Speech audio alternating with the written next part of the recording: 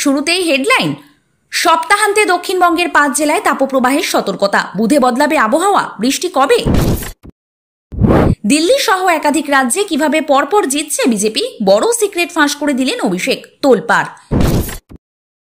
4 বিধায়ককে নিয়ে বড় সিদ্ধান্ত বিজেপির, ঘোষণা করা হলো 25 জেলার সভাপতির নামও। 26-এর ভোটেও ভরসা আইপ্যাক, মেগা বৈঠকে বিরাট বার্তা দিলেন অভিষেক। উত্তপ্ত বীরভূম, 2 গোষ্ঠীর সংঘর্ষে সোমবার পর্যন্ত বন্ধ ইন্টারনেট পরিষেবা। ইউনূসের নতুন বাংলাদেশে ফের হামলা মন্দিরে, মুখে রুমাল বেঁধে সরস্বতীর মাথা ভাঙল যুবক। মুসলিম মায়ের পেটে জন্মেছি, তৃণমূল তখন ছিল না, শোকজেও বক্তব্যে অনড় হুমায়ুন। প্রিয় দর্শক, এবার আসছে বিস্তারিত খবরে।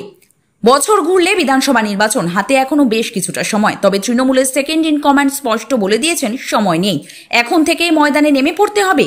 সেই মতো ভুয়ো ভোটার ইস্যুতে ময়দানে নেমে পড়লেন তৃণমূলের নম্বর 2 অভিষেক বন্দ্যোপাধ্যায়। আগামী 5 দিনের মধ্যে কমিটি গঠনের নির্দেশও দিয়ে দিয়েছেন তিনি। বিগত বেশ কিছুটা সময় ধরে ভুয়ো ভোটার ইস্যুতে উত্তাল রাজ্য রাজনীতি। এই নিয়েই এদিন মেগা ভার্চুয়াল বৈঠকে বসেন অভিষেক। দলের বিধায়ক, সাংসদ সহ একাধিক শীর্ষ নেতৃত্ব এই বৈঠকে উপস্থিত ছিলেন। সূত্রের খবর, প্রায় 4000-এরও বেশি কর্মীও ভার্চুয়ালি এই বৈঠকে যোগ দেন। এদিনের বৈঠক থেকে দলের নেতা কর্মীদের উদ্দেশ্যে বার্তা দেওয়ার পাশাপাশি বিরোধী দল বিজেপিকেও কড়া ভাষায় আক্রমণ করলেন অভিষেক। তৃণমূল সাংসদের দাবি, দেখা যাচ্ছে গুজরাটের ভোটারের নাম বাংলার ভোটার তালিকায়, এই সমস্তটাই বিজেপির চক্রান্ত। এইভাবেই দিল্লি সহ একাধিক রাজ্যের বিধানসভা ভোটগুলিতে ভোটার তালিকায় কারচুপি করে গেরুয়া শিবির ক্ষমতায় এসেছে বলেও তোপ দাগেন অভিষেক। এরপরই অভিষেকের নির্দেশ, আগামী 5 দিনের মধ্যে জেলা কমিটি এবং ব্লক কমিটি তৈরি করতে হবে 21 থেকে 27 তারিখের মধ্যে। কমিটির কাজ কবে থেকে শুরু, সেই নির্দেশও দেওয়া হয়েছে। এই নিয়ে সুপারভাইজার নামে একটি পোস্ট গঠনের কথা বলা হয়েছে। সর্বস্তরে স্বচ্ছতা বজায় রাখতে আলাদা জোর দিয়েছেন অভিষেক। ভুতুরে ভোটার এভাবে কমিটি গঠন করার বিষয়টি বিশেষ তাৎপর্যপূর্ণ বলেই মনে করা হচ্ছে। জল্পনার অবসান, শুক্রে ছিল দোলযাত্রা, আর দোলযাত্রার শুভ লগ্নেই বিভিন্ন জেলার জেলা সভাপতিদের নাম ঘোষণা শুরু করল বিজেপি। জানিয়ে রাখি, রাজ্যের মোট 43টি সাংগঠনিক জেলার মধ্যে 25 জেলার সভাপতির নাম ঘোষণা করা হয়েছে গেরুয়া শিবিরের তরফে। কারা রয়েছে তালিকায়? বছর ঘুরলেই বিধানসভা নির্বাচন, ভোটের দামামা বেজে গিয়েছে। এরই মধ্যে পায়ের তলার মাটি শক্ত করতে জেলা সভাপতিদের নাম ঘোষণা করল রাজ্যের প্রধান বিরোধী দল। সেখানে দেখা যাচ্ছে, একদিকে পুরাতনদের উপরেই ভরসা রাখা হয়েছে, তো অন্যদিকে নতুন মুখদেরও জায়গা করে দেওয়া হয়েছে কিছু কিছু জায়গায়। জানিয়ে রাখি, 2 কলকাতায় কোনো বদল করা হয়নি। দক্ষিণবঙ্গের বারাসাত, কলকাতা উত্তর শহরতলি, পুরুলিয়া, বসিরহাট, আরামবাগ, হাওড়া, জঙ্গিপুর, হুগলিতে নতুনদের আনা হয়েছে। সভাপতি বদল করা হয়েছে। এদিকে উত্তর নদিয়া, শিলিগুড়িতে দলের আস্থা সেই পুরনোতেই। গতকাল যে 25 নাম ঘোষণা করা হয়েছে, তার মধ্যে পুরনোর সংখ্যা 8, আর 17টি জেলার সভাপতির দায়িত্বে আনা হয়েছে নতুন মুখ। 4 বিধায়ককে সরানো হলো সভাপতির পদ থেকে, যার মধ্যে রয়েছে সদ্য দল বদলু তমলুক সভাপতি তাপসী মণ্ডল, কাথের বিধায়ক অরূপ দাস, বিষ্ণুপুর সাংগঠনিক জেলার সভাপতি বিধায়ক অমরনাথ শাখা, আরামবাগ জেলায় দায়িত্বে ছিলেন পরশুরার বিধায়ক বিমান ঘোষ। এই 4 জনকেই সরানো হয়েছে। শুভেন্দু অধিকারী অবশ্য সম্প্রতি জানিয়েই দিয়েছিলেন, বিধায়কদের আর জেলা সভাপতি রাখা হবে না। ওদিকে আপাতত সব নাম ঘোষণা করা না হলেও খুব শীঘ্রই তা হবে বলে মনে করা হচ্ছে। কয়েকদিনের মধ্যে সমস্ত জেলা সভাপতিদের নাম ঘোষণা করা হবে। এরই মধ্যে রাজ্য সভাপতি কে হবেন, সেই জল্পনা আরো জোরালো হচ্ছে। কোনো নতুন মুখ, নাকি মহিলা মুখ, নাকি আবার পুরনো নেতার উপরেই বর্তাবে দায়িত্ব, সেই দিকেই এখন নজর সকলের। বিধানসভার বাইরে করা মন্তব্যের জেরে শিরোনামে ভরতপুরের বিধায়ক হুমায়ুন কবির। বিরোধী দলনেতা শুভেন্দু অধিকারীকে আক্রমণ করতে গিয়ে তিনি যেসব মন্তব্য করেছেন, তার জেরেই শোকজ করা হয়েছিল বিধায়ককে। এদিন সেই নোটিশের জবাবও দিয়েছেন হুমায়ুন। তবে সেই শোকজের পরও নিজের বক্তব্যে অনড় তৃণমূল বিধায়ক। শুভেন্দু অধিকারীর চ্যাংদোলা করে ফেলে দেওয়ার মন্তব্যে কড়া প্রতিক্রিয়া দেন হুমায়ুন। বিরোধী দলনেতাকে ঠুসে দেব বলার পাশাপাশি হুমায়ুন দাবি করেন, মুর্শিদাবাদে গেলে তিনি দেখে নেবেন শুভেন্দুকে। সংবাদ মাধ্যমের সামনে দাঁড়িয়ে বিধায়ক বলেন, আমার জাতের ওপর আক্রমণ করা হবে আর আমি ছেড়ে দেব? সবার আগে আমার ধর্ম, তারপর দল। এইসব মন্তব্যের পরেই বিধানসভা শৃঙ্খলা রক্ষা কমিটির তরফে শোকজ করা হয়েছিল তাকে। TV9 বাংলার মুখোমুখি হয়ে হুমায়ুন কবির জানান, 31 সেকেন্ডের ভিডিও ক্লিপ পাঠানো হয়েছে তাকে। মন্তব্যের কারণ ব্যাখ্যা করতেও বলা হয়েছে।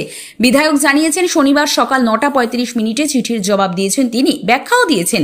তার স্পষ্ট জবাব, আমি দলের বিধায়ক হিসেবে কোনো নিয়ম ভাঙিনি। হুমায়ুনের ব্যাখ্যা, তিনি দলের নাম নিয়ে কোনো কথাই বলেননি। ব্যক্তি হিসেবে শুভেন্দুর কথার প্রতিবাদ করেছেন তিনি।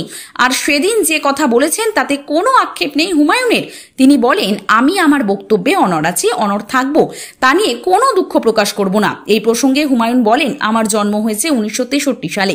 যখন জন্মেছি তখন তৃণমূলের কোনো অস্তিত্বই ছিল না। আমি তৃণমূল বা কংগ্রেস হিসেবে জন্মাইনি, মুসলিম মায়ের পেটে জন্মেছি। জীবন থাকতে দ্বিচারিতা করতে পারবো না। আমি আগে একজন মুসলিম, তারপর দলের নেতা, তারপর দলের অনুগত সৈনিক।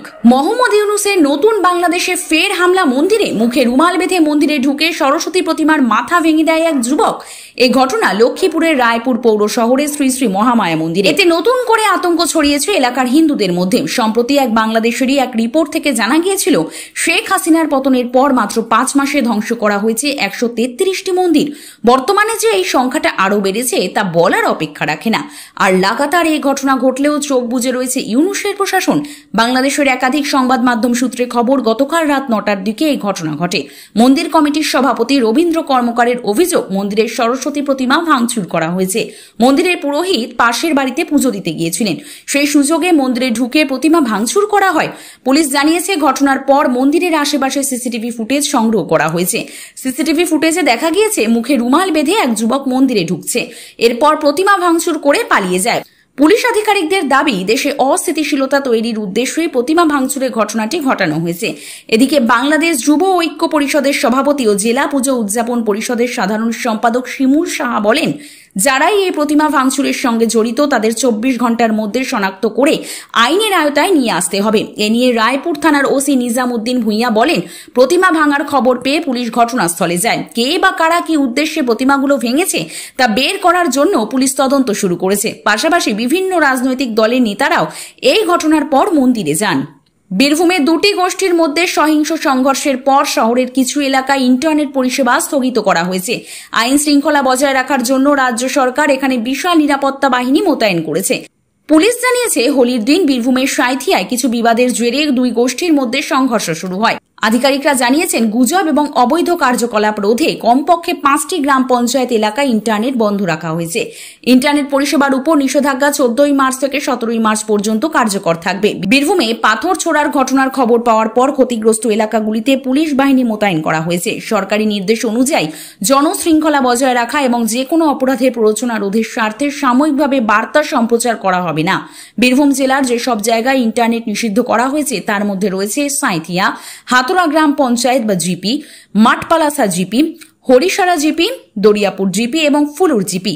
পশ্চিমবঙ্গ বিধানসভার বিরোধী দলনেতা শুভেন্দু অধিকারী ইন্টারনেট বন্ধ এবং এই ধরনের পরিস্থিতি নিয়ে রাজ্য সরকারকে নিশানা করেছেন। তিনি বলেন, ইন্টারনেট বন্ধ করে দেওয়া প্রমাণ করে যে প্রশাসন পরিস্থিতি সামাল দিতে ব্যর্থ হয়েছে। বিজেপি নেতা ইনস্টাগ্রামে পোস্ট করে লিখেছেন, পশ্চিমবঙ্গ সরকার তাদের বিশ্বাসযোগ্যতা বাঁচাতে সাম্প্রদায়িক সহিংসতার ঘটনাগুলি আড়াল করার জন্য যথাসাধ্য চেষ্টা করছে।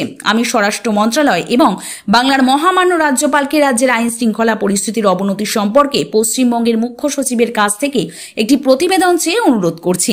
বিজেপি নেতা শুভেন্দু অধিকারী দাবি করেছেন যে সংঘর্ষের ঘটনা কেবল বীরভূমেই নয়, তমলুক, নন্দকুমার এবং রাজ্যের অন্যান্য এলাকায়ও ঘটেছে। কেন্দ্রীয় মন্ত্রী এবং পশ্চিমবঙ্গের বিজেপির সভাপতি সুকান্ত মজুমদারও বীরভূমের কথিত সংঘর্ষের ঘটনায় মমতা বন্দ্যোপাধ্যায়ের নেতৃত্বাধীন রাজ্য সরকারের তীব্র সমালোচনা করেছেন। তিনি অভিযোগ করেন যে রাজ্য পুলিশ নিষ্ক্রিয় হয়ে পড়েছে।